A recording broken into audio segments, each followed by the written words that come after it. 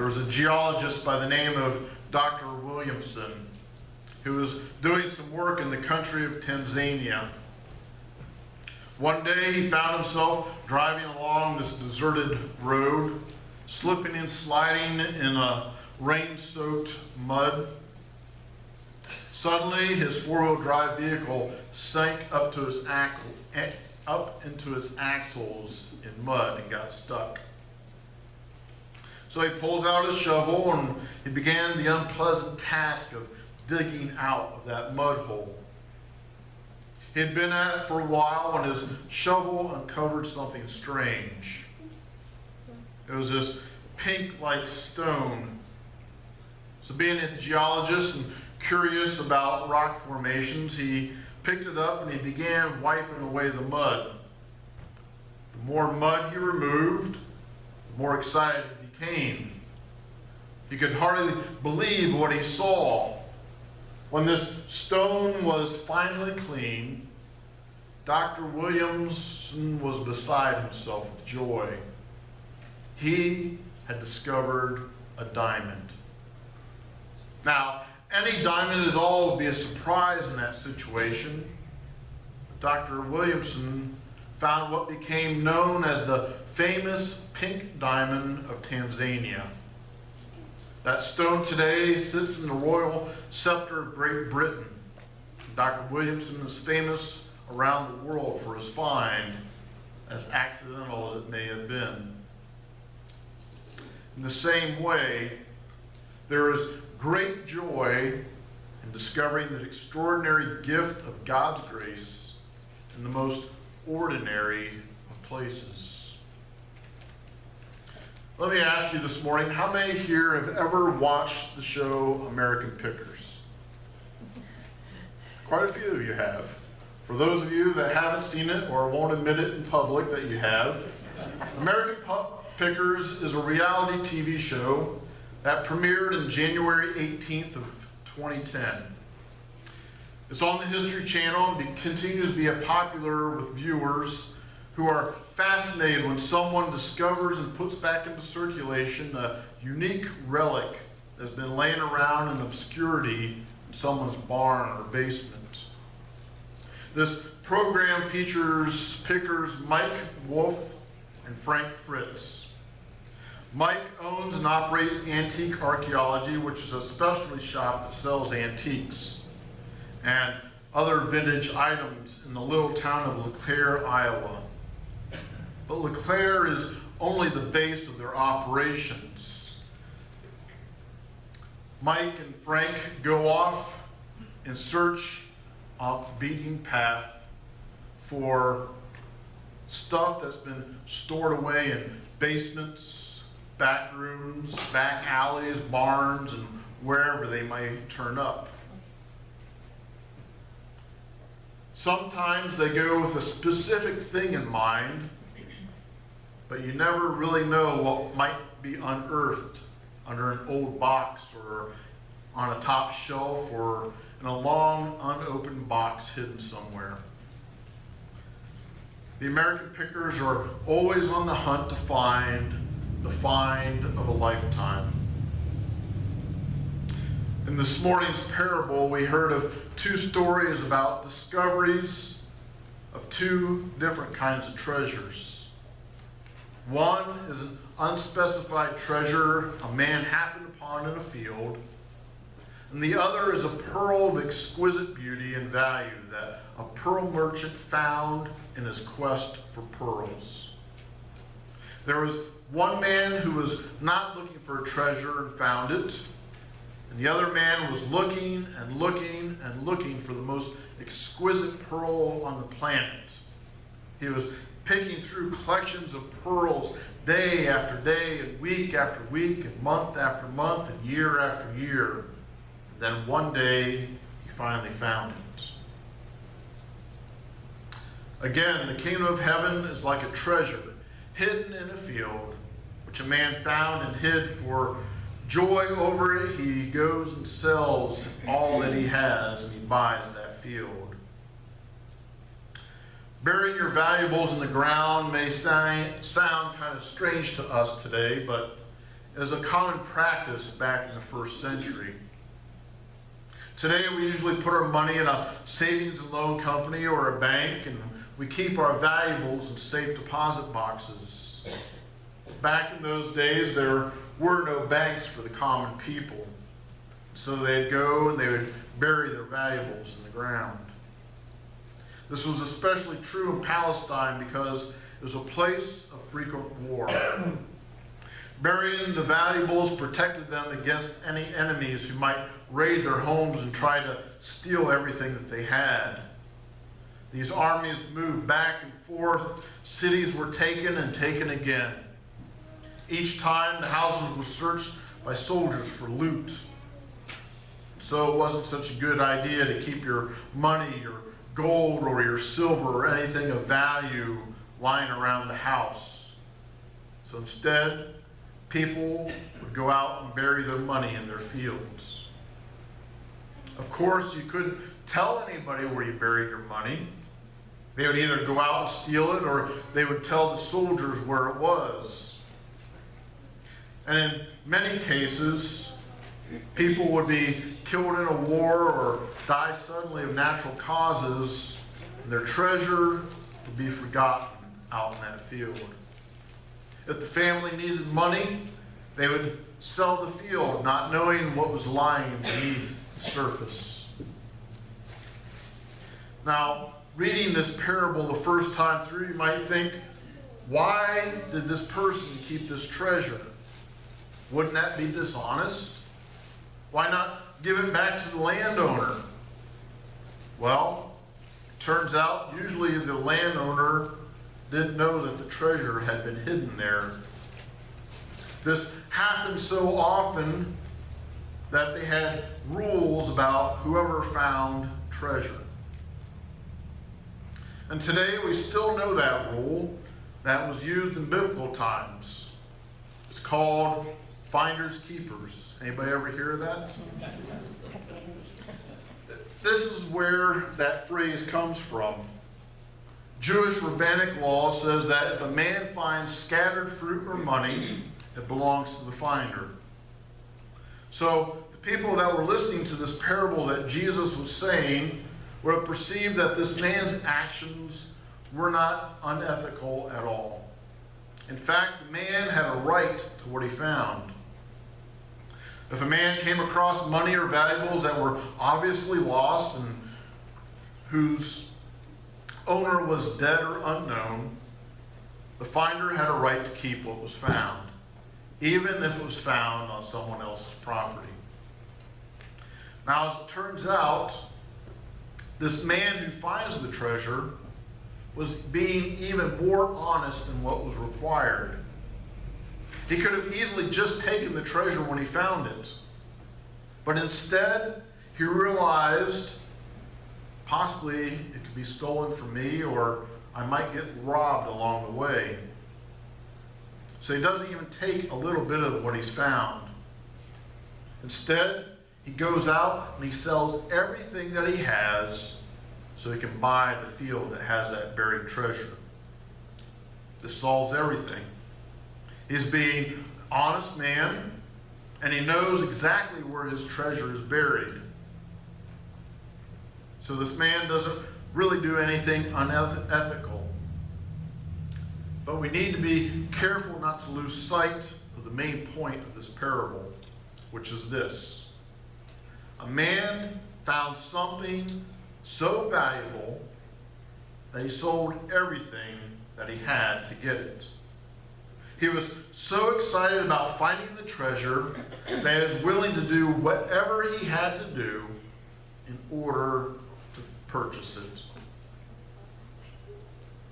Again, the kingdom of heaven is like a merchant seeking beautiful pearls, who when he found one pearl worth a great price, went and sold all that he had, and he bought it. Here we have a man who's a merchant. The Greek word is emporis, from which we get the English word emporium. The merchant was a man who would go out and buy things wholesale and then sell them to a retailer. In the parable, he is looking specifically for beautiful pearls. It was common for entrepreneurs in that day to look for pearls to sell, and at the same time look for high quality pearls to keep for themselves. In those days, people would invest in pearls. Pearls were perceived in the first century much the same way that we view diamonds today. They were the most valuable gem in the world. If you owned a pearl, you owned a fortune. And there's good reason for it. Pearl hunting involves immense danger. The fine quality pearls are obtained from the pearl oyster. Since that oyster thrives at an average depth of 40 feet, a pearl isn't a treasure that you just stumble across when you're walking along the beach. Pearls aren't found like that. In biblical times, they were obtained at great cost in human terms. Many people died while pearl hunting. They didn't have the expensive equipment that we have today, but instead, your equipment consisted of a rope and a rock. A pearl diver would tie a large rock to their body and then jump over the side of their boat. They would allow the weight of that rock to carry them down to the oyster beds. They risked dangers from sharks, moray eels, and other creatures to scour the mud below for their oysters. And an average of only one oyster in 1,000 contained a pearl. All the while that he's searching for these pearls, he had to hold his breath and hope that he wouldn't drown. So in our parable, it describes this merchant who goes around looking for beautiful pearls, and then he sells them to retailers for a profit. But when he finds the most beautiful pearl he has ever seen, he sells everything that he has to obtain it for himself. Now, both of these parables teach us about the incomparable value of the Lord's kingdom. The pearl, an especially appropriate figure for the kingdom because it's the only gem that cannot be improved by man. Think about it. All other jewels have to be cut and polished by skilled craftsmen before they have a value as a gemstone. But a pearl is perfect when it's found, and it can't be improved by cutting or by polishing. In fact, one cut from a human hand, and the pearl is worthless. When you think about how much it means to us to be a follower of Christ, to know that Jesus sacrificed his life on the cross that we might live, to know that we can approach the throne of Almighty God and call him Father, how much is that worth to you? Indeed, how do you begin to compare those riches with the material things that we're familiar with? If you take and pile up everything in this world on one side, and you put salvation on the other, it still comes out lopsided. The salvation of our souls is worth so much more. And that is what Jesus wants you to understand in these parables about the kingdom. Imagine how excited you would be if you're digging out your garden and you found a diamond bigger than the Hope Diamond. Christ and his kingdom are treasures beyond comparison. Both of these parables involve men who bought things of great value, but they had to make sacrifices to obtain it. They had to sell everything that they had to obtain their treasures. There is a cost involved in being a follower of Christ, and Jesus wants us to understand that. We're used to having things pretty easy. But just as these two men in the parables had to sacrifice to gain their treasures, we must also make sacrifices to gain our treasure. Some time ago, I had heard a story about two wealthy Christians, a lawyer and a merchant. They were traveling with a group that were going around the world. As they were visiting Korea, they saw by the side of a road a field in which a little boy was pulling a crude plow, and an old man held the plow handles and guided it along. Well, the lawyer was amused by this scene, and he took a snapshot of it. He turned to the missionary who served as their interpreter and their guide, and he said, "That's a curious picture. I suppose they are very poor." The guy replied, "Yes, that is the family of Chinao. When the place of worship was being built, they were eager to give something to it, but they had no money. And so they sold their only ox, and they gave that money to the church. This spring, they are pulling the plow themselves." The men were silent for several moments, and then the businessman replied, that must have been a real sacrifice." And the guide said, "They don't call it that. They thought it was fortunate that they had an ox to sell." Perhaps the real test of our commitment is not so much whether we're willing to make sacrifices for our Lord, but whether we're able to make those sacrifices with joy. There are people who would say that you have to give up a lot to be a Christian. And in a sense, that's true. Jesus gives us just a glimpse of our own future here.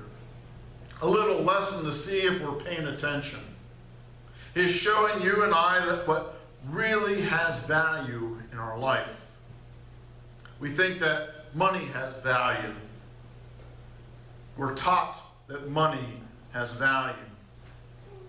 Granted, it's a tool that we can use to help people to pay bills and maybe even have some fun along the way, but fact is, money is only another metal or another piece of paper with ink on it. Value means that something is important to you. Value means that an object, a place, or an experience is important to you. The higher the value, the more important it is. So what is it that you value? Is it the treasure that you buried in the ground? Is it the perception of security? Well, real security is found in eternity.